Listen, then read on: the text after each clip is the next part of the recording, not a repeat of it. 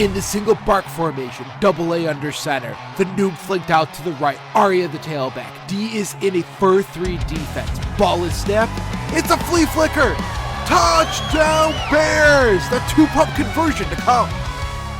And welcome in to Two Pup Conversion, the only NFL podcast where one of us is currently in training, working on healing and staying, and also working on not yelling at our friends as soon as they come in the room. It's not me, I swear. I mean, it could be more than one of us, let's be honest here. Yeah. It could be more than one of us, but let's be honest, I don't actually know if either one of us have any friends.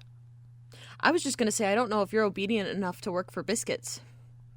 I mean, if food is involved, 100%. I'm down for that. All right, so in this past week, the NFL owner meetings have been taking place, and there is some new rules as far as they have reviewed and found out that there's certain things that should change. So how do they decide these new rules anyway? Is it just a bunch of, like, rich white dudes, like, in a room, and so they're like, yes, rules? I mean, kind of. Really, teams can propose rule changes, and then it's reviewed by the NFL, or if it's something in which the players committee looks at something that is a health concern, then they're able to review it. But a lot of these actually came up from the NFL owners who went out and said, you know what, we feel like blank should be reviewed. Okay, and do teams have to, like, actually be okay with the rules, or is it something where, like, the NFL can do whatever they want without getting team leader approval? So they have to vote on it during these owner meetings. And you need to have 3/4 of the vote. So I know nobody said you had to do math on the podcast, so I will do the math for you. There is 32 teams, so you need 24 of the 32 to approve it in order to make a change to the rules. Interesting that it's more than just a majority. Yeah. All right, so that leads us into our first rule here. We talked about it a little bit last week, but I will now, partially close the loop on this. The tush push. Tush push! Tush push! So this was originally brought up by Green Bay, and they were saying that it's a health concern. First of all, I said it last week, I'll say it again. I don't think it's a health concern. I think it's because they're touching people's booties? No, because it's something where when you have a bunch of 300-pound linemen who are pushing forward and you have these, 300-pound people on the other side of things, it's just a lot of contact in a very small space. So because of that, Green Bay is saying that it is a health concern. And really what the original thought was that this was just Green Bay being sour grapes. They couldn't stop the Eagles. So, they're bringing this up because now they're hurt about it. I mean, are we going to start ruling like Black Friday, mobbing the stores as a health concern too? Because, I mean, that's basically a tush push. That is a health concern. I'm not going out on Black Friday. I mean, to be fair, now all of that's digital. So I don't know who you're pushing in the online line. Guess I'm dating myself. Never mind. Continue. But surprisingly, they actually put it to a vote, and 16 of the 32 owners said that they wanted it changed. But that's not the majority that they need, so it didn't get passed? So where they are right now is they're tabling this discussion, and they're going to meet again in Minnesota in May, and they're going to rediscuss it because they feel like this is a pressing issue. And I guess I didn't really realize this. I thought once the votes took place, then you're kind of moving on. People are really going to stick to their ways. But I was listening to Adam Schefter this morning, and he was saying that there's a lot of like wheeling and dealing behind the scenes where, right now it's 16, but if the league kind of feels like it's a boring play because it's a bunch of guys just pushing against each other in a rugby scrum, if the NFL is behind it, it sounds like they are. It sounds like Commissioner Goodell really wants this thing to get banned. Suddenly, some of the owners are going to be on the golf course, and then, mysteriously now suddenly it's 20-12. It's 20 and suddenly you're going to get this thing passed potentially. Okay, if it's a safety concern, it should not be, like, decided on the golf course. I'm sorry. I know. I'm just saying. I mean, unfortunately, there's politics in absolutely everything, including the NFL. Yeah. All right, so moving on to our next one, we had two different rules. One of them got passed, one of them did not when it comes to kickoffs. So the one that was passed was the football now moves to the 35-yard line after a touchback. And the touchback's when they kick it into the end zone, right? Correct. So Okay. when you punt it or kick it off into the end zone, then that is a touchback. What was it before? What do you mean, what was it before? What was it before? It was 35 yards. Last year was 30. Oh, okay. Year before that, it was 25. Is it actually making a difference? So that's a really good question. So last year when it got moved out to the 30, they found that they thought it was going to make a big difference, and it upticked a little bit to 32.8% as a return rate. The hope is by moving it to the 35, only 5 yards up. You asked me for stats last week, and I was like, oh my God. Wait, is this how you feel when we talk about sports normally? The hope is that this is going to get that return rate up from 32.8% up to 70 to 75%. And return rate is? Return rate is how many times the returner is coming out of when the returner is able to return the ball. I mean, it sounds pretty darn straightforward. It is. It's the fact that the guy catches the ball. How many times is he returning it? I mean, it's pretty self-explanatory, I felt like. I still don't know what returning means. You can't define the word The word. The man catches the ball and runs with the ball. Okay, returning to where, though? Does he go to his home, his end zone? Is he going to his home? Yes, he catches the ball and he goes home, okay? Oh God, what is that? Forest? He just runs out the end zone, down the corridor. It just keeps going? Just keeps going home. Are we clear on this, or do we need to continue to talk about what return rate is? No, I think we're good. Okay, you sure? You act like I know sports ball. I know, I'm expecting a lot here. All right, so the other one, there was no vote at the time for the onside kick, and that'll pick up in the May meetings as well. With the onside kick, they were trying to make it so that last year they decided you needed to announce that you were going to do an onside kick. That's stupid. Right. So they were trying to talk about that and see if there's something else you could do instead, and they've decided they're not going to be doing that. So not announcing it? They didn't take a vote at the time, so they're just moving it. They're just pushing it off to the next meeting. Okay, but so is it right now standing that they are having to announce it? Anything that's being tabled is just staying exactly where it is. So the tush push is staying for now, but it's going to be reviewed in May.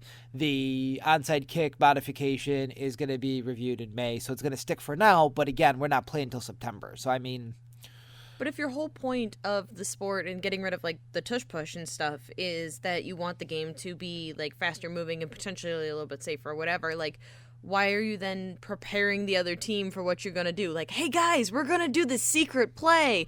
Shh, don't tell anyone. And then they go and they do it. Like now they're going to be able to defend against it better. Like, should they just start telling all of their plays before they, line up at the scrimmage line? The problem is that they continue to try to change these rules, and it's all under the header of player safety. I don't know how much it matters. I mean, I kind of feel like it doesn't really make a difference when it comes to the safety aspect, but that's what they're putting it under. Yeah, at least not for the onside kick, because I feel like it would be less safe if they're anticipating it, because then they're going to be crowded around the guys more, no?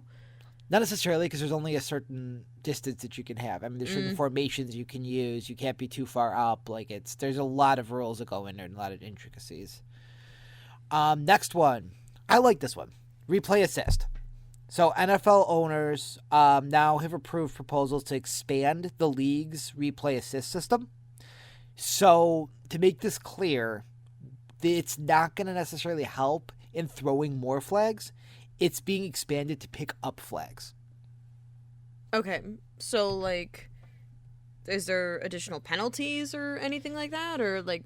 So what they're expanding it is right now there's only a handful of plays that can be replay assist by the people back in the studio in New York. But the goal is to be able to do replay assist quickly to reverse flags that are thrown on hits on defenseless receivers. Face masks, horse collars, tripping, and then roughing and running into the kicker. They were finding that there was just a high percentage of these penalties that were not actually valid last year, and then the flags were not being picked up. Interesting. Okay, so is it something where if you, because I know like there are certain plays that automatically get reviewed by the box. So is it Yeah. something where it's automatically going to get reviewed if any of these now are thrown as well, or does it still have to be challenged by a coach? It can be.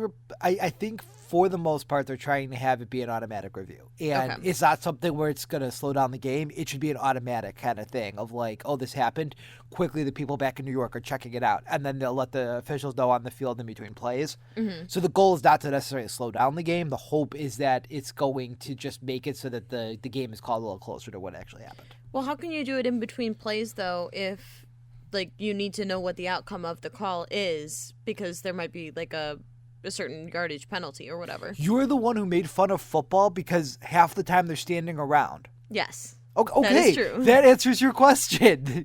While they're doing the standy stands and they're calling the next play you play. Oh, okay. All right. Our next rule, both teams get a possession in overtime. This is something in which they have in the playoffs after the notorious Chiefs and Bills game in the playoffs in which Josh Allen kind of got screwed out of being able to get a possession, and then they changed that. Now they've expanded that to the regular season. So right now the rules are that if you have an overtime possession, if the first team runs it in for a touchdown, now that's the end of the game. Which is just stupid. I mean, you should be given the opportunity to fight back. Right. So now that is now going to be the case. You're going to get a possession each team, even if it is a touchdown. The original proposal, again, I know how silly this is, but initially the proposal was to have the overtime period be 15 minutes. And then if nobody scores or it's still a tie after the 15 minutes, it would then end in a tie. Well, that's stupid. You should not have ties. I understand that, and it gets even stupider because they said, no, we're going to stick with the 10-minute overtime period. So you don't even get a full quarter in order to try to make this work. Can we just have it be like the hockey rule where you play another full, like, you know, I was going to say inning, and that's not either football or hockey. Okay. But you can play another, like, quarter or period or whatever, and then if you don't, if it's not decisive in that period of time, then you just do a shootout and then basically just have like opposing field goal kicks until somebody like misses or gets 3 in a row or something like that. Okay, first of all, that's not like tic-tac-toe at the end. 3 in a row! I mean, they score. literally flip a coin for football. Like, we That could is just fair. end it in a coin flip. Would you like that better? Not really. I like that idea, like a kickoff, like from the Yeah. 5-yard line, the 10-yard line, and then Yeah. it's like whoever misses first. I actually kind of like that. Oh my god, could you imagine if it just keeps going until somebody misses and it's like what is it, 150 yards is the whole field? Oh, 100 yards? Yeah. Okay, so like 100-yard field goal. I'm not going to lie to you. This might be a good segment for a later podcast of like different rules that we could make. Let's I note love that it. down. I really like that. My rules are going to be really stupid, though. You're not going to appreciate them. That's the fun part. So really quickly, we have 3 more. 2 of them I'm going to go through very quickly because I want to be able to really focus on this Yep. last one. They've now approved for free agents that you can get 1 phone call or video call with 5 potential free agents during the initial free agent negotiation window. And just to compare it with what they could do right now, during that period of time, you can only speak to their agent. So now instead, you can actually meet with the guy during that negotiation window. I mean, Pittsburgh brought it up. I wonder how much of it has to do with the fact that they didn't get to talk to the guys they wanted to talk to in this offseason. I mean, that happens a lot. That's why these rules come up, just like Green Bay and the tush push. They get burned by it, then they want to change everything. That makes sense. Although, when you say 1 phone call, I think of them being in jail, but... Yes, you get your 1 phone Yeah. call. Second quick one, the playoff seeding has been tabled. So with playoff seeding right now, it is, I don't know how I feel about it. Again, we can discuss that in further depth later, but I don't know how I feel about it because right now your 4 division winners get the 1, 2, 3, 4 seed, which means they are automatically guaranteed a home playoff game. The problem is, like, let's say last year you had multiple teams that have the same record, but because they won the head-to-head, they're division leader. But then that other team who had a similar record, or possibly the same record as the division winner, then becomes the 5 seed automatically because they're not a division winner. So if you have a really competitive division, like let's say the NFC North last year, the Lions, Minnesota, and Green Bay all had fantastic records, But then automatically, both Minnesota and Green Bay got bumped down into lower seeds, even though they had better records than some of the division winners. Yeah, and then you have other like divisions that are not necessarily as strong, and you've got a guy that might be Right, or like a NFC team that South. might be moving up, but they would be beat out by all of the guys from a different division or whatever. What was Right. that thing that you said last week? Like the tallest person in Munchkin Land? Yeah, the tallest Yeah. man in Munchkin Land. And unfortunately, then what happens is that tallest Munchkin ends up getting a home playoff game, which Yeah. is not really fair. But they've tabled it again. I'm going to discuss it in May. Now, the one that I really wanted to discuss, I am so excited about this. And please understand, let me preface it by saying this should have been done a hell of a long time ago, but now they're finally getting it done. So I guess we're catching up with the times. Measuring. Okay. We weren't measuring before? The method for measuring first downs in the NFL will switch from the chain gang, those old men with the Yeah. chains, now to camera-based technology in 2025. I mean, yes, it should have been done a long time ago, but I feel like that is like, oh God, there's something comparable in baseball where they were really resistant to the technology around, what was it, strike zone or something like that, because they want like the We're still not doing that. In the yeah, MLB. yeah, We're 'cause they still not wanted, doing like it. the trueness of the sport or whatever. Yeah. Yeah. I think what's interesting about this is I think it's going to be very helpful. I think it's going to make Yeah. it a lot more accurate. I think there's a lot of benefits to it. What's interesting is how Buffalo continues to get screwed, and then it's something where they turn around and then rules start changing. Like I mentioned the Chiefs and the Bills did not get an overtime possession in playoffs. Very next year they changed it. This time, when it was Chiefs against Bills yet again, according to replay, it really looked like Josh Allen got and converted the fourth down, and that might have changed who went to the Super Bowl. But because they used the chain gang, they said, nope, he's short. Well, now we're going to camera-based. And again, it has to do with the Bills and the playoffs against the damn Chiefs. Okay, so 2 questions with that. Yeah. First of all, what are the poor chain gang guys going to do? They're going to be out of jobs. No, they're not. The traditional chain gang crew will remain on the sidelines as a secondary option just in case the camera technology fails. Yes, the camera will fail, but the man holding a big stick is not going to fail. No, because, I mean, that's like the manual way of doing it. Anyway, second question. So it sounds like the Bills are basically throwing a tantrum and getting all these rules changed to benefit them, but if we still need 3/4 of approval of all the people, is it just that they get to yell really loud and they No, get that's everybody been approved. on board with them? Or No. The measuring has been approved. right, but like if it's not just to benefit the Bills. Oh, no, it's to benefit everybody. I Yeah. mean, this is archaic method. I Yeah. mean, literally, what are we doing? Are we really saying that it makes more sense to not use technology and instead be like, bring out the dancing grandpas with the chain gang? That's what I mean. Because a lot of these men are senior citizens. That's not very nice. I'm basing this on statistics.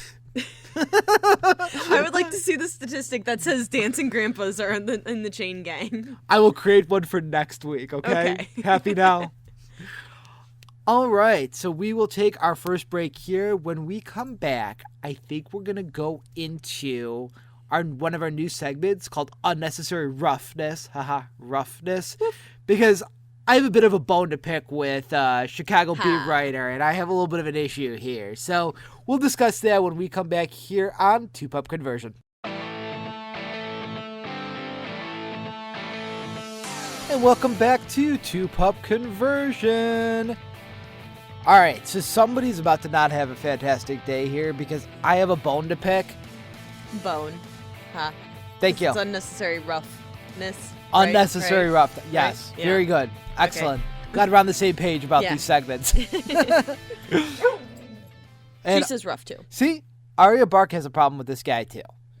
All right, I am sorry, but Mr. Mike McGraw of the Daily Herald, I have a bone to pick with you, my friend. I have a huge problem here. He wrote an article as far as Bears off season, and he's mentioning basics of the article is why would the Bears target Joe Thuney and not go after Josh Sweat instead? Okay. So the question that he asks to open this article is why not go after the quote-unquote star of the Super Bowl? Well, here's the problem with this. Was Sweat good in the Super Bowl? Absolutely. He had 6 tackles, 2 solo tackles, 2.5 sacks, 2 tackles for loss, and 3 QB hits. But, as we've mentioned in previous podcasts, the entire Eagles line, defensive line, were having a good day. And a lot of their defense in general were having good days. Like Milton Williams, defensive tackle, 4 tackles, 3 solo tackles, 2 sacks, 2 tackles for loss, and 1 QB hit. Linebacker Zach Bond, 7 tackles and 3 solos. So I think the thing is that to say that he was a quote-unquote star of the Super Bowl, I don't think is accurate information. And I think to back that up, yes, did he have a night to remember in New Orleans for that Super Bowl? Absolutely. But then I took a look into the regular season stats for Sweat. So he had 27 solo tackles, which ranked, they only go up to 150th. He was 150 plus. So one of, not a top guy in that category. He had 8 sacks, which ranked 27th in the league. He had 0 forced fumbles and 0 interceptions. Granted, defensive linemen are not going to necessarily have interceptions. Totally understand that. But no forced fumbles, ranking like 150th in tackles and 27th in sacks. I mean, that doesn't necessarily make me feel great. And then, just because you can come in clutch in the playoffs doesn't necessarily mean that you're great all year round. Right. And then, yes, do we remember that final snapshot of him taking down Mahomes? Yes. But the follow-up question would be, how did he do in the other 4 games of the postseason? And here's the answer. He had 5 solo tackles, 0 sacks. I want to make this very clear here. In the Super Bowl, he had 2.5 sacks on Mahomes. Fantastic. But 0 sacks in the other games that he played in the playoffs that year. Yeah. And then you go, okay, Anthony, you're not really being fair here. So how about in 2023? In 2023, he had 6.5 sacks with 43 total tackles. Again, I just don't feel like that's worth the money that they ended up paying him. We'll get to that contract in a sec here, but like that just doesn't make me feel like that's the guy to target, the quote unquote star of the Super Bowl. Yeah, that makes sense. So I think the next question would be, how exactly does he rank in Pro Football Focus, his PFF rank? So what's PFF? So PFF is looking at every single snap that he had and giving him a score out of 100, and then it gives you an idea of how successful he was, and then that way you could compare him against other people within his positional group. Okay. So he ended up having a 75.7 overall grade. What that translates to is 15th amongst edge rushers in pressure over the past 3 seasons. Okay. So when you look at the past 3 seasons, he's the 15th best. Am I saying that that's awful? No, I get where the thought is that he is a good defender, but at the same time, I just don't know if that's where you'd want to spend your money. So then the question becomes, all right, now we've talked about Sweat, what about Thuney? Mm-hmm. Thuney consistently ranked amongst the highest paid guards in the NFL with a PFF ranking that made him the league's highest graded guard for several seasons in a row and was the best pass blocking guard in 2023. And in 2024, his PFF overall grade at left guard was an 84.6, which would have placed him 4th on the list of top guards. Yeah, it's a bit different. And his PFF pass blocking grade.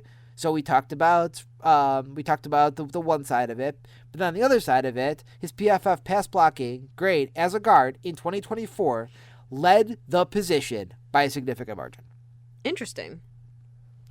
So, I know this is very chalky today as far as for throwing stats at you, but he has the highest pass block win rate of 97.8% in the NFL over the past 2 seasons. Wow. In 2024, Thuney allowed just 4.4% pressure rate as a left guard, which ranked the 3rd lowest in the NFL. And he was named a first-team All-Pro in 22-23 and was selected to the Pro Bowl in 22, 23, and 24. That's not the guy that you want to be going after, really? Yeah. So then the next point, the next point that our friend here, Mike, brought up was that the Bears should have gone after somebody who moved the needle. Specifically said, guys who move the needle for the Bears are stars like Julius Peppers and Khalil Mack. I mean, I personally love Khalil Mack, mostly just because of that one play that they did where it was like, what was it, Santa's Sleigh or something like that with Nagy's play calling that first year. Here's the thing, Khalil Mack did not run that play. He didn't? No. What am I thinking of then? I don't know what you're thinking about. Huh. I have no idea. I swear, they gave him the ball and let him get to do a pass with it, and then it was all weird because he doesn't run that position. No. No? No. Okay, I'm making things up then, but I like Khalil Mack. Khalil Mack was a good player. I think the problem is that he was with us for 2018 to 2021, and I think my issue is he had a fantastic first year with us. But then his stats started dropping off. So to say that he moved the needle, I don't completely agree with. In 2018... I mean, the needle's been going down, maybe, but... I mean, the goal is to make the needle go up, but okay. I mean, he's moving the needle. I'm just... Yeah, just down. Yeah. In 2018, he had 12.5 sacks. 2019, 8.5. 2020, 9. And 2021, he had 6. So from the first year he was with us to the last year he was with us, he had half of the sacks that he did. Yeah.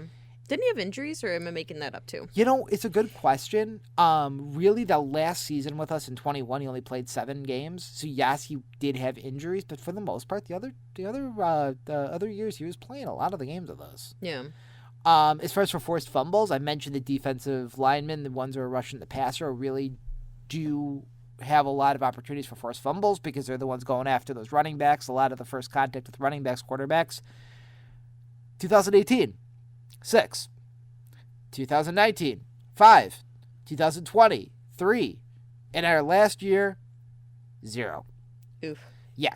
And then tackles. First year, 47. Second year, 47. Third year, 50. And then in the last year with us, 19. Yes, I know he was injured, only played 7 games, but still. I thought that maybe he just is a disruptive presence. But then I look at his first 4 seasons in the league before he was traded from the Raiders. With the Raiders, looking at the tackles, it was 76, 77, 73, 78. And then the most that he had with us was 50. It just makes me think that I don't necessarily feel like that's a needle pusher. I just don't.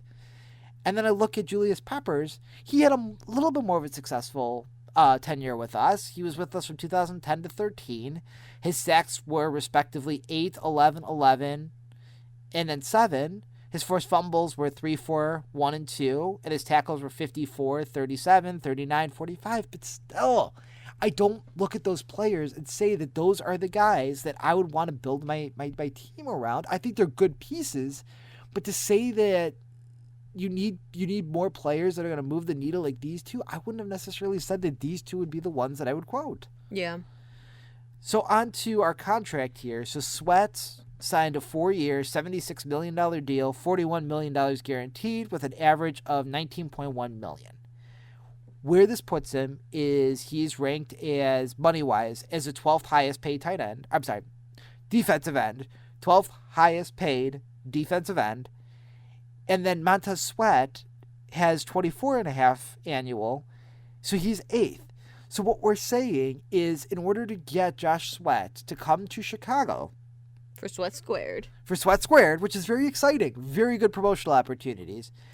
But you would have then had the 8th highest paid end in Montez. And then Josh, who, yes, he had a decent season last year, but isn't the guy that I then want to make. He'd have had to make more than being the 12th highest because we'd have had to get him away from Arizona and outbid Arizona. So now a lot of your money would have been tied up there. And I just don't agree that that's where you want to try to tie up your money. Yeah. It was also mentioned by Mike that it had 2023 vibes, like signing Tremaine Edmonds to that 4-year, $72 million deal instead of prioritizing something like edge or a offensive tackle. I understand where the thought process is there. However, it's different. There's different needs, and it's different coaching. When we signed Tremaine Edmonds, the big thing with that was Eberflus had come in and said that I need this type of prototypical player. Okay, so then Poles went out, said, fine, I'll get you that guy in Edmonds. But Eberflus wasn't as established as Ben Johnson. Ben Johnson is saying, I need X guys. I need these guys to run my offense. And that's why we got a guy like Thuney. I mean, I understand that we paid a lot of money for our interior offensive line. Again, that is something that was mentioned by Mike here. He's saying that we spent a big amount on the interior offensive line, a $51 million combination between the three in Dahlman, Jackson, and Thuney. And he feels that most teams should be spending their money on tackles. Okay. I understand that. But guess what? I'm the stats guy over here. I'm going to come with you at stats here. So, last year, Caleb Williams sacked 68 times. In the 2024 NFL season, Caleb Williams faced the most unblocked pressures at 105 and unblocked sacks at 13 in the league, with the Bears' interior offensive line allowing the 6th highest one-on-one pressure rates. So this is saying there is a big hole when it comes to the interior of the offensive line. The pressure to sack rate on Williams was 27.8% pressure to sack rate.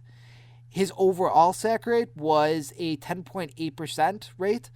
10.8% means that he's getting sacked once every 10 times he snaps the ball. That's insane.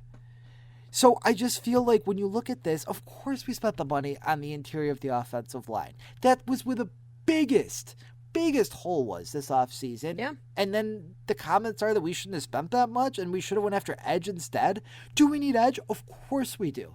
But at the same time, the big thing is, can Caleb develop into what we all think he can be, which is that freak athlete we saw at USC. And the only way that you could get Ben Johnson to be as successful as possible and get Caleb to his full potential is to get that interior offensive line. And getting one of the best as far as Joe Thuney, I don't understand how that can even be viewed as a mistake. Yeah, and I feel like it's that thing that I said, too, with his sack statistics, is the fact that, like, he can't have time to throw the ball if his pocket is collapsing all the time and if he's getting sacked constantly. So, yeah, you got to build up that production so that way he can actually have time to do something with the ball. Right. He also mentioned that signing Dio as well as Jonah Jackson gives him the DeMarcus Walker and Nate Davis vibes. But then turned around and contradicted himself and said, oh, Dio's only 25, he has room to grow, and his biggest asset is versatility. Okay, my problem here is the fact that Nate Davis, nobody should be compared to Nate Davis. Nate Davis was notorious for being too lazy to practice, and we're comparing some of our new free agent signings to that guy? I mean, come on. That's not really fair. I mean, I understand that there's still a lot for our acquisitions to prove here, but I wouldn't put them in that category. And here's your uncomfortable sentence of the day. Davis and Jackson, when comparing Nate Davis to Jonah Jackson, they're both girthy guards. Ooh. I just don't like that phrasing. Why do we have to use the word girthy? Girthy guards. It makes me Football really uncomfortable. Uses the most questionable phrasing, like penetrate, and I know. Can't do it. I know. I got you. My next issue here is Mike McGraw says he wants an offensive tackle in the draft. His comment was, maybe they'll have a starter by next year when Braxton Jones might need to fill Thuney's spot. Here's my issue. I understand that left tackle is something in which is viewed as potentially needing an upgrade. However, Braxton Jones, the offensive left tackle for your Chicago Bears, ranked 20th amongst 141 qualifying tackles with an overall PFF grade of 77.4 and the 17th highest in pass blocking rate and 35th amongst 141 when it came to run blocking. I understand 20th doesn't sound great, but what you need to remember is there's two tackles on every team. There's a left tackle and a right tackle.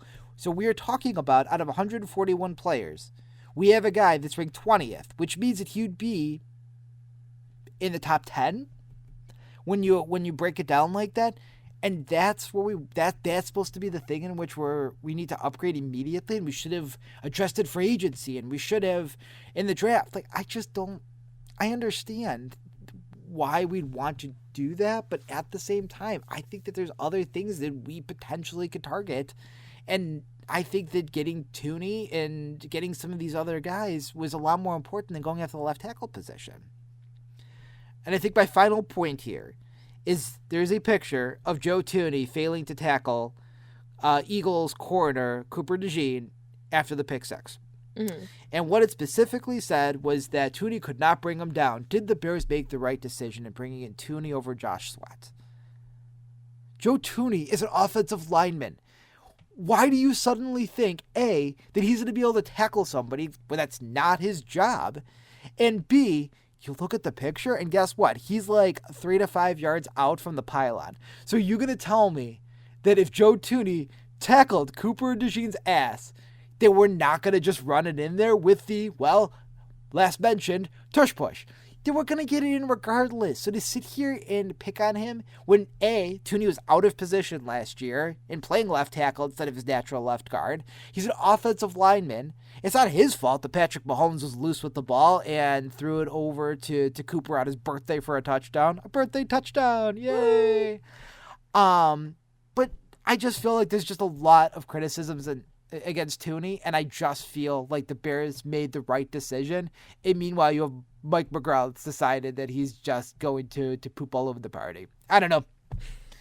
Well, that's my unnecessary roughness. All right. I think my brain hurts, and that was too many stats. My eyes kind of glossed over. Well, that's good because, well, that's not good that your eyes are glazing over. That's not what we want to hear from our internal audience. However, when we come back, we get to play another little game here called What Are You Talking About? Here on Two Pup Conversion.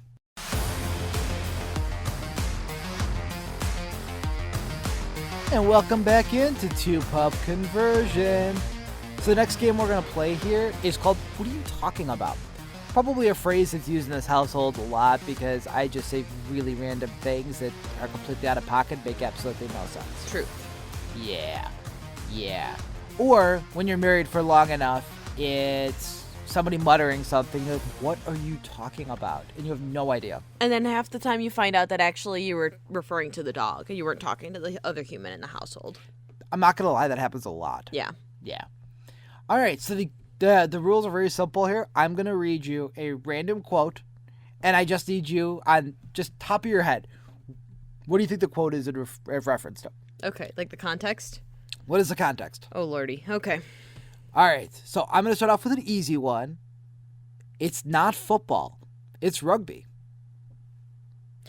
Well, I mean, you literally mentioned rugby earlier in one of our segments, but what the heck were you talking about? I think it was about the tush push, right? Yes, ding, ding, ding. So that is NFL analyst Peter Schrager on the tush push. That is a rugby play. That is not a football play. Okay. All right, next quote. It would be a hell of a story, wouldn't it? Well, that's vague. I know. Somebody streaking on the field. Oh, I like that. That was Packers head coach Matt LaFleur on Rodgers playing for the Vikings. He went on to say during this interview, there's great players on every team, so if it works out, it works out. It's not something that I'm going to sit here and constantly think about. Sure, you think about it the week of when you're playing somebody, but if it works out, great for them. Wasn't the Packers, with Aaron Rodgers, wasn't it something where he was going to like follow in the footsteps and somebody else before him had also gone to the Vikings? Yes, so that was Brett Favre had gone from the Packers legend, over to the Jets, and then went over to the Vikings. So then Rodgers went from the Packers to the Jets, and now they're talking about him going to the Vikings. But what's funny is Rodgers like, oh yeah, I want to go to the Vikings. And the Vikings are like, no, sir, we're not interested in you. No, thank you. Keep your weird butt to yourself. Thank you. Right. Oh, maybe he has to go meditate in his solo chamber. With like dolphin noises or whatever he was doing. I don't know. Yeah, he's the one who decided that in order to heal his torn ACL that he was going to listen to dolphin mating noises. You do you, boo-boo. I haven't tried it, so, maybe that would help with my shoulder. But yeah, fix your frozen shoulder. There you go. Heck yeah. All right, on to the next one. Most of the issues we are in agreement on. We discussed it all. Well, probably some sort of signing deal would be my guess. Yeah, that's very close. Cowboys owner Jerry Jones on the Micah Parsons extension. Okay. What's interesting about that is Micah Parsons is one of the best pass rushers in the league, and the thought is they want to see if there's any more deals that come through on star pass rushers, and they want to base the deal off of that. So both sides are kind of... Cowboys are okay with waiting, but meanwhile Parsons is thinking that if somebody now resets the market and gets a higher deal, now he can also demand that from Dallas. Gotcha. All right. Next one. Bring your popcorn. I make people in wheelchairs stand up. What? What on earth are you talking about? One more time for you guys in the back. Bring your popcorn. I make people in wheelchairs stand up.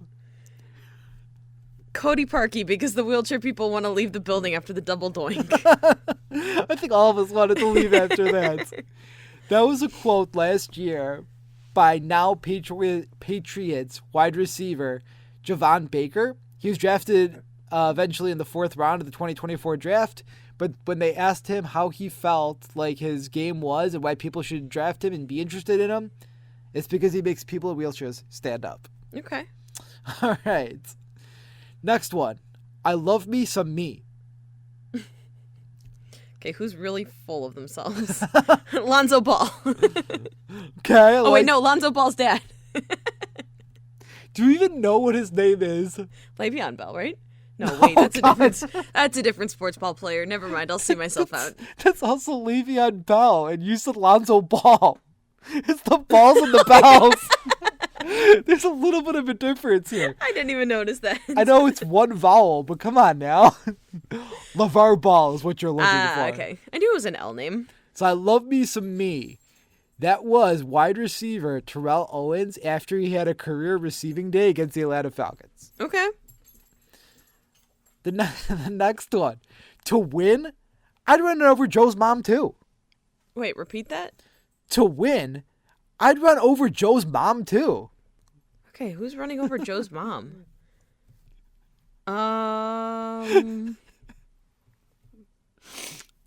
was there some like outside of the field shenanigans where a football player's mom got into a car accident or something? No. So Matt Millen, before the Super Bowl many years ago, played between Los Angeles and Washington. Lineman Joe Jacoby had commented that he would run over his mother if it meant getting his hands on the Vince Lombardi trophy. When asked for his take on Jacoby's comment, Matt Millen, the then Raiders linebacker, didn't hesitate. He said, to win, I'd run over Joe's mom too. Okay. Wow, Joe's mom getting a lot of flack. Poor lady. I mean, the good news is Millen did get the last laugh in this. His Raiders did win 38-9, and as of today, I can confirm that Joe Jacoby's mom is still okay. Okay. So that's all that matters. The next one. The shoulder surgery was a success. The lobotomy failed. Your doctor, probably? Okay. That was Mike Ditka when Bears Super Bowl winning quarterback Jim McMahon, he had surgery on his shoulder. They asked Ditka, so how's Jim doing? And his answer was the shoulder surgery was a success. The lobotomy failed. That's my kind of humor. I like that. The next one. Nobody in football should be called a genius. A genius is a guy like Norman Einstein. Okay. I have some concerns. What is your biggest concern with this comment? I mean, I kind of agree, though. Well, not with the Norman Einstein bit, but I kind of agree with the fact that people in football really shouldn't be called geniuses, at least not the players, but... So it's bothering you more that somebody in football is being called a genius than him being quoted as saying Norman Einstein? I mean, they literally clunk their heads together on a daily basis. I don't think any of them I'd go so far as to say they're geniuses. Well, what if we're talking about coaches? maybe. Or like the sports analysts. I could see the sports analysts being pretty smart guys. So that was ex-quarterback Joe Theismann when asked about genius play callers in the league. Nobody in football should be called a genius. A genius is a guy like Norman Einstein. Where does Andy Reid fall? Is he a genius play caller with his Waffle House menu? I mean, he probably could eat anybody under the table. Wait, that wasn't the question. Wait. Is he a genius play caller? Yes, but is he as good as Norman Einstein? I don't know. Yeah. I don't know. But we'll have to run that back with them nuggies. Let's run it back with them nuggies. The next one. He couldn't spell cat if you spotted him the C and the T. I feel like I can describe some people like that. But okay, this was not a personal. Aaron Rodgers. Somebody talking about Aaron Rodgers. I like that. It was Hollywood Henderson making fun of Terry Bradshaw before the Super Bowl. Aw. But you know what the problem is? Terry Bradshaw, I'll give you this one. Did he clap back? You could call it that? Not really. They asked Terry Bradshaw to respond to Henderson. His quote, "I may be dumb, but I'm not stupid." I feel like he dodged the question though because he didn't spell cat. So I don't know if that's the response I'd be giving. Like, I'm a bit concerned with that. All right, our next one. Straight cash, homie. Straight cash, homie. okay, you're too white to be using that phrase. Oh, 100%, without a doubt. Straight up. Homie. You just stared at me and waited for that. I feel like it's somebody talking about like their signing deal or whatever, and they wanted it all as like a cash up front or something. Okay, pretty close there. So, in 2004, in the Vikings wildcard victory, Randy Moss, famous wide receiver, pretended to moon Packers fans after scoring a touchdown. What does that have to do with cash? Moss was slapped with a fine. Oh. Reporters caught up to Moss in the parking lot and asked when he was going to write the check. Moss said that rich people don't write checks and that he had another plan for paying the commissioner. And when asked what it was, straight up cash, homie. I feel like I would do like rolls of pennies or something like you do for paying your like DMV tickets or whatever. Can you imagine paying a $10,000 fine with pennies? Just back up like a giant U-Haul and just open the door and like all of like the pennies just roll out. Back it on up. Yeah. Oh, God. All right, and our final quote. My feet start to get heavy because I'm squishing through the snow. Bigfoot. One more time. My feet start to get heavy because I'm squishing through the snow. Did you guess it's Bigfoot? Yeah. Are we even trying here? No. That was Browns quarterback last year, Jameis Winston, on the snow globe game. Oh. Yeah. Was there a lot of snow on the field, I'm guessing? It was snowing like a son of a gun last year, and it really did look like, with all the swirling, like it was a snow globe. And Jameis Winston just comes up with a lot of very interesting quotes, like him apparently slashing through the snow. Squishing. Sloshing through the snow. That's our new hit single for the Christmas season. Squashing through the snow. My feet are really wet. I love Pre-order now. We'll deliver in December. Heck yeah. Gives me a little bit more time to come up with something better than this. Yeah, exactly. All right. So we will be back with more musical talents. No, thank you. No? No, thank you. We'll leave that in this segment. Thanks. Oh, man. But I had a lot more prepared. I'm sure you did. I was even going to sing both sides of, what's that song? Why can't I think about it? Probably something from Wicked, knowing you. Oh, yeah, Wicked. Your manhood just ran out the door real quick. Let's end this.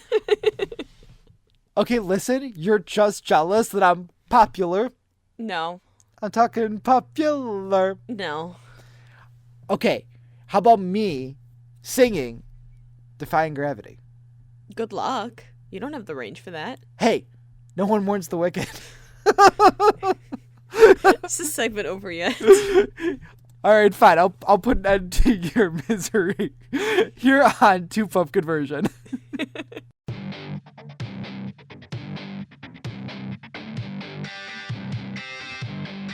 And welcome back to our final segment of Two Pup Conversion. The wizard and I are back. Oh, Lord. I thought we were going to leave that back behind in segment 3. we needed to do one quick callback. Okay, now I think I'm done. I'm done. You better. I mean, no guarantees, but yeah, we'll try to. I'll try to tone it down. Okay. All right. So for this final segment, we are going to be looking at a position group going into the draft. Draft's only 3 weeks away. I can't believe that I'm actually saying that, but draft's only 3 weeks away here. So I thought we'd look at the top 3 needs in the next 3 weeks and focus on those positional groups and who I feel like might be good fits for that Bears offense. Okay, so our chosen one for this week is going to be the running back group. Okay. So there is some really great prospects in this year's crop of players. It's really going to be a deep draft in this particular position. There's other years where there's not too many guys that are electric runners, but this year there's going to be some really cool prospects coming out. Are any of them electric bungalows, though? No. Unfortunately, no electric bungalows. Darn. Times 2. But that's okay. We've got our own little electric bungalow, but it's sleeping on the couch right now. Yeah, I think as soon as I said running back, she just went to sleep. I don't blame her. But, I mean, I wish I could be right there with her, but... I mean, to be fair, we're talking about prospects, so again, we're going to get chalky with some stats. So, great. Aren't you excited? Well, I got my blankie, so let's go. All right. So, our first guy up is Ashton Jeanty. So, Ashton Jeanty is the unanimous number 1 at this particular position. They asked for a scouting report from former running back, now NFL scout and analyst, Maurice Jones-Drew. And his exact comments were this: I joined NFL media back in 2015, but really began scouting prospects ahead of the 2016 NFL draft, in which Ezekiel Elliott ultimately was taken 4th overall by the Dallas Cowboys. Zeke was an incredible talent coming out of Ohio State, but if I'm being truly honest, Jeanty is the best player at the position that I've ever scouted over the last decade. The ultra-athletic running back has all of the traits to become a superstar at the next level. At 5 foot, 8.5 inches, and 211 pounds, the compact Jeanty is an explosive, strong runner who is tough to tackle, routinely showcasing the ability to run through defenders. Yeah, I was going to say for a football player, he's pretty petite.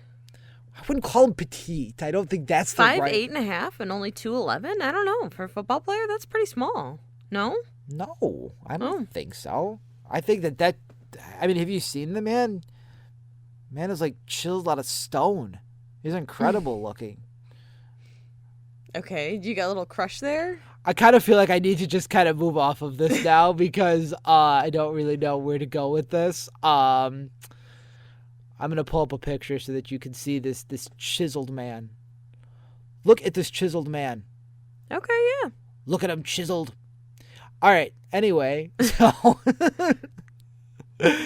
so for 2024, he had 2,601 yards on 347 carries, an average of 7 yards per carry, 29 touchdowns, 138 yards through the air with 1 touchdown through the air.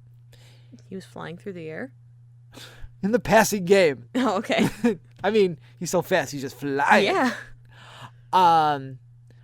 Looked it up, and actually, that 2,601 yards ranks second for single-season record, only behind the infamous Barry Sanders.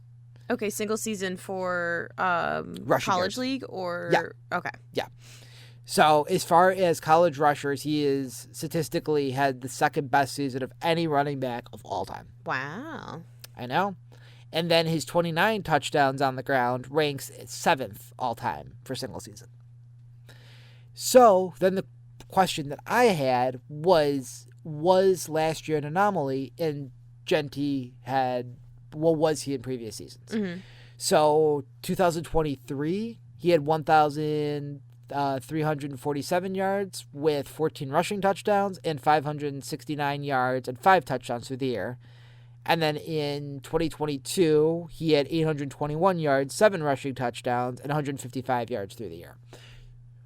Really what this came down to was Genty had a lot more yards, and it was kind of splitting in between rushing as well as passing in 2023. And then they ended up seeing just how skilled he was on the ground. So in 2024, basically all of his touches were on the ground. It wasn't something where they were using him in the passing game. But the thing is, he's a hell of a receiver too. So having that option within Ben Johnson's system would be really nice to see. Yeah, get somebody who's just strong in both aspects. Yeah, it just kind of helps because you see these running backs that can run really well, but then suddenly the quarterback is in trouble and he doesn't have that check down. So then being able to have somebody like Genty would be huge. Yeah. So I mean, I think that there's a lot of really great things about Genty. Yeah, where do you think he's going to go in the draft since he's like the number one guy for this spot? I think, it's really difficult because in previous podcasts, we were talking about positional value when it comes to running backs. That's why it's just so tough to judge where these guys are going to be going. I have heard him as high as number 6 to the Las Vegas Raiders. And then I've seen him also mocked in certain drafts to number 10 to the Bears. So it is a possibility the Bears get him, but he might actually get taken before we even get a shot at him. Do you think the Bears would trade up for him? Or not with all of the other large expenses that they've paid out recently? I think it's difficult because I didn't think they were going to trade up. But then what's really interesting is an article came out. I know I'm cross-promoting everybody today, but Chris Emma had posted something. And he was saying it's starting to gain steam that the Bears might actually trade up. And a lot of it is, and I'll explain this in a little bit more detail, but the fact that this draft does not have these super great blue chip prospects, only a handful of them. So because of that, it's something where it's going to be cheaper to trade up. So now, normally, if the Bears were to go from, let's say 10, where they're sitting right now, up to 4 or 5 and jump the Raiders, it would usually cost you, a future first-round draft pick. And I'd be like, oh, gosh, that's a really steep price to be paying. Yeah. But what they're saying is because this draft doesn't have these fantastic, let's say, quarterback prospects or these fantastic guys that are like, oh, my God, these are can't-miss players, it might only cost you a second-round draft pick. And what's interesting about that is the Bears have 2 second-round draft picks. One of them is ours. One of them is from that trade a couple seasons ago with Carolina. So we hold theirs as well. So we hold the 39th and 41st pick in the NFL draft. So it might be something where if you have a guy that you have fallen in love with, he's the guy no matter what, you might end up spending one of those second-round draft picks and going up and getting him. Yeah, because, would you really have a value in picking 39th and 41st, that close together with your spots? It could. Yeah. It could, because what you're arguing is you're getting the 10th best player in the draft, the 39th best player, and the 41st best player. You don't necessarily need to make your picks spread out. At the end of the day, then you might have a game plan of we really like these 3 players when you get down to 39, and you're guaranteed to get 2 of those top 3, possibly your top 2 in that position. That's fair. All right, so on to our next guy here, Hampton. Hampton's coming out of North Carolina. He's being viewed as a system back, meaning that it's just really dependent on the system in which he enters into. So if he goes into one that does not utilize him properly, you could have a little bit of trouble getting him going, but he also has the possibility of really being an elite back. So according to Maurice Jones-Drew, Hampton has the potential to be a bell cow at the next level thanks to his patience. Cow? Meaning that he takes a bunch of carries. Oh. It's a guy that takes out a lot of workload. Okay. Thanks to his patience to the hole and bursts through it. The UNC product runs through contact and has an uncanny ability to get skinny through the hole despite his big frame. So he's 5'11", 221. He has long speed. What the hell long speed is? I don't completely know what that means, but is that like a marathon versus a sprint kind of situation? I just don't like the term long speed. That sounds weird to me. but I'd like to see him improve his quickness. Okay. I'm still hung up on bell cow. That's You don't an like that interesting term? phrase. You don't like that term? I don't know. His 2024 stats, he had 1,660 yards on 281 carries and 15 touchdowns. He also had 373 yards and 2 touchdowns through the air. Prior stats in 23 had 1,504 and 15 rushing touchdowns, 221 and 1 touchdown through the air. And in 2022, he had 401 yards, 6 rushing touchdowns, 40 yards through the air, and only 1 touchdown there. So really, I mean, statistically, he's a downgrade from Genty. Yeah. So I know the next question you're probably going to ask, even though you're not asking it, where is he going in the draft? Yeah, I was getting there. It sounds like he's going to be going probably back half of the first round. Okay. There's a possibility he slips to the second round, but I think there's a couple of teams where it's really dependent on where Genty goes. Once he falls, I think there's other teams that might say, hey, we really need that guy. Like, I get a little desperate. Yeah, like I could see if Genty goes in the top 10, you got a team like the Cowboys that really need a running back as well. So they might say, you know what? Oh, God, Genty's off the board. We'll go with Amari Hampton instead. Yeah. Do you think the Bears would do that? No. No. Because I think it's an overpay. I think the thing is that what the Bears have done is they've put themselves in this great position where last year we knew they needed a quarterback. We knew that they really needed a number 2 receiver. That's why you ended up with Caleb Williams and Rome Odunze. But now this season, because you plugged those 3 holes in the middle of your offensive line, you went out, you got another defensive tackle in Grady Jarrett. Yes, we've mentioned Grady Jarrett every single time, so you better know who he is now. Never heard that name in my life. And we got a secondary pass rushing option in Dio Dingbo. It's something where, you know, we've plugged a lot of the holes, so now you have the luxury of if somebody drops to you, fantastic. If it is something where now Genty is there, great, you could scoop him at 10. But if you go, you know what, maybe we want to trade up, you could be talking about getting one of those elite guys, somebody like defensive end out of Penn State, Abdul Carter, who's a top 2 player in this draft. You might be able to get defensive tackle from Michigan, Mason Graham, who would be a huge upgrade on the defensive line. There's a lot of options you have here. So you could sit at 10 or you can move up. You can even move back. If something happens where the guys that are on top of your board are off the board by the time you hit 10, you might trade back a couple of spots. Somebody gets desperate and now they decide to trade up and now you get picks plus one of the guys that was on your board. Yeah.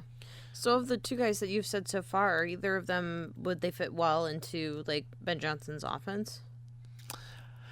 I think Genty would fit in better, to be honest with you. Yeah. I think that Ben Johnson was very good about getting that Thunder and Lightning combo with Montgomery, who was the bowling ball back where he's just going to knock people over, bowl them over. And then you had the quickness of Jahmyr Gibbs. And I think you can have that here as well. DeAndre Swift, who's already under contract, is that speedy guy. Meanwhile, you would have somebody like Genty that would just bowl people over. So I could see him fitting in there. Marion Hampton, I'm 50-50 on him because I think that he can be good, but I think at the same time, I wouldn't want him. I'd want to be able to trade back and get him if that is what we're going to end up doing. Yeah. Okay. My next guy is Cam Scatabo. Well, I love the last name. Can we hire him just for that? Yeah, you know what's the most exciting part? He's a white running back, which is very rare. Interesting. Yeah, I know. So he's viewed as a day 1 starter. Scatabo's scouting report is he's a football player through and through, as he routinely gives his all no matter what his role is. This, along with his competitive nature, was on display during Arizona State's college football playoff quarterfinal loss to Texas, a contest in which he was named the game's offensive MVP after recording 143 rushing yards, 99 receiving yards, and a 42-yard touchdown pass. He has great patience and contact balance as a rusher, forcing 102 missed tackles on runs last season, which ranks second in the FBS, which is Pro Football Focus, only behind Ashton Genty. Scatabo could thrive in a number of NFL systems as the last piece of an offensive puzzle. The only question I have about him is his game speed, but he has the potential to be a day 1 starter with the right team. Okay, he said gives his all no matter the role. Was he playing in like different positions or something? It really is how are you using him as a running back. So you can use him as a traditional, he's going to run downhill, or you could have him out in the passing game, stuff like that. Gotcha. So it's kind of that same thing we mentioned with Genty that has the ability That to be in the passing game. Yeah. I think what's interesting about Scatabo is where he's being projected. Okay. They're talking about him being a third-round pick. So now Interesting. you might be Kind of able... that sleeper. Yeah, a guy that might actually be dropping in the draft, and now you might be able to get somebody at 10. Like, maybe you address one of those other needs. You get a couple more of those needs in the second round with your 2 picks, and then in the third, you still get Scatabo, which is interesting because he's viewed as a day 1 starter, but you're getting him later in the draft. Yeah. Interesting. Do you think he would fit in and go with Ben Johnson, too? I think he can. I think that he's kind of the gadget back that you want in order to be able to do everything on your offense for you. I think the other question is with a lot of these guys, can they block? Yeah. Because, it's great that you can pass catch, but when you're passing, the running back is not always involved in the passing game. He might be blocking. So can these guys block as well? Yeah. All right. So I know we're running up on time here. So there is other names that are out there like Travion Henderson from Ohio State, as well as Quinshon Judkins from Ohio as well. The thing with those two is they respectively had 1,016 yards and 1,060 yards. The problem was that they split time last year. So what exactly does that look like when I don't know which one of them I would take because both of them have the potential to be really good in the pros. But the problem is that when you split time, one of them did not shine. They both kind of shined as a pack, if that makes sense. Yeah. All right. So I think that's all I got for today. Any final thoughts for our listeners? No, I don't think so. All right. So as usual, smash that subscribe and like button on YouTube. You can hit us up on Twitter/X. I'm going to continue to say it. At TwoPupConversion. Find us on Facebook, TwoPupConversion, as well as Instagram. So, from all of us here at Two Pup Conversion, have a good rest of your week, and we will talk to you later. Bye.